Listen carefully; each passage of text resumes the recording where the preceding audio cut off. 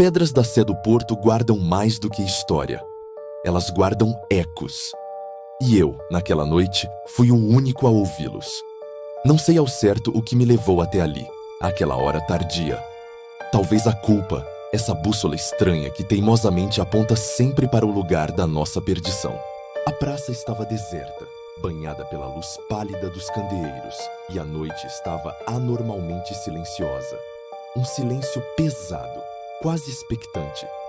E foi então que o som começou. Não era um sino a tocar, nem o barulho da cidade adormecida. Era algo mais primitivo, o arrastar lento e sincronizado de muitos pés no calçamento antigo. Um murmúrio coletivo como uma prece esquecida, uma procissão de almas que há muito perderam a sua fé.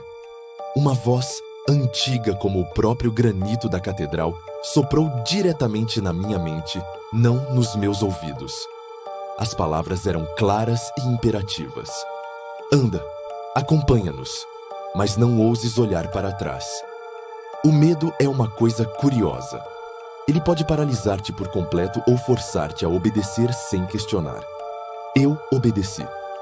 Comecei a andar, descendo as escadarias da Sé, sentindo o som daquela procissão fantasma a envolver-me por todos os lados.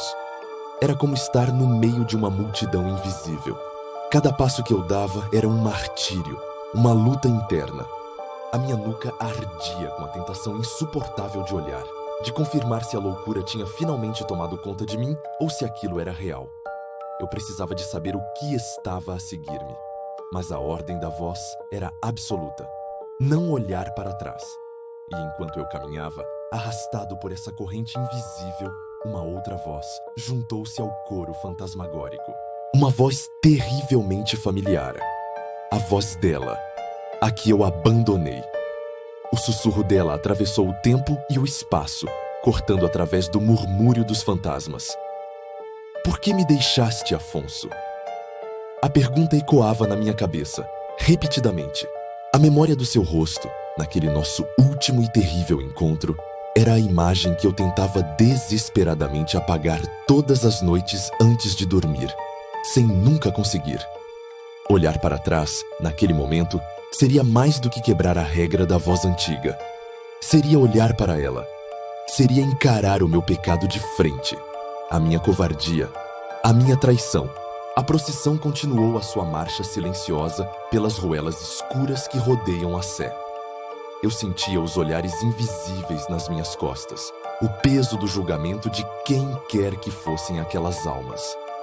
A cada esquina, a tentação de virar a cabeça tornava-se quase física, uma dor no pescoço. O sussurro dela ficava cada vez mais nítido, mais próximo, abafando todos os outros sons. Tu prometeste, dizia ela, a sua voz carregada de uma tristeza que me rasgava por dentro. Eu queria gritar, dizer que sentia muito, mas a minha própria voz estava presa na garganta, sufocada pela culpa e pelo pavor. De repente, o som do arrastar de pés parou. O silêncio que se seguiu foi 1000 vezes mais ensurdecedor do que o ruído anterior. O ar ficou denso, pesado, quase irrespirável. O meu corpo começou a tremer incontrolavelmente, mas não era de frio. Era a mais pura antecipação. A certeza absoluta de que algo ou alguém estava logo atrás de mim. Perto, perto demais. Eu podia sentir uma presença, uma energia fria a tocar minha pele. A voz antiga na minha mente gritou uma última vez, num aviso desesperado. Não olhes!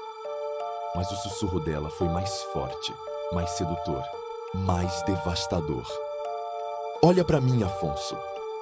E nesse instante, toda a minha resolução desmoronou. Lentamente, como se o meu pescoço estivesse a mover-se contra a minha vontade, virei a cabeça. Não havia procissão, não havia multidão de almas penadas. A rua estava vazia, silenciosa sob a luz amarela. Apenas o vazio da noite, e no topo da escadaria de onde eu tinha vindo, o vulto solitário de uma figura alta e escura, completamente imóvel. O seu rosto era um borrão de escuridão, uma ausência de feições, onde deveria haver um semblante. E então veio o estalo.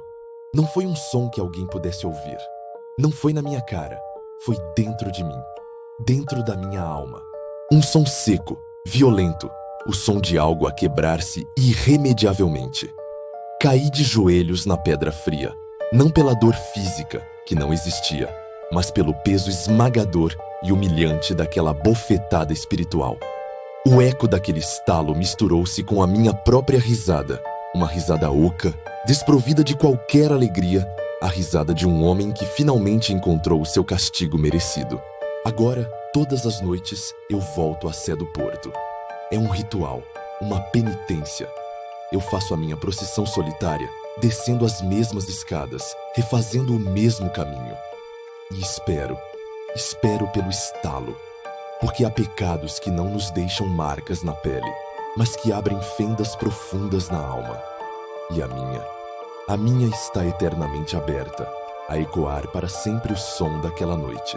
Se algum dia passarem por lá e ouvirem o som de passos solitários na calada da noite, talvez seja eu a cumprir a minha sentença. Obrigado por ouvirem a minha história. Se gostam de contos como este, não se esqueçam de subscrever e de ativar as notificações para não perderem o próximo. Até lá!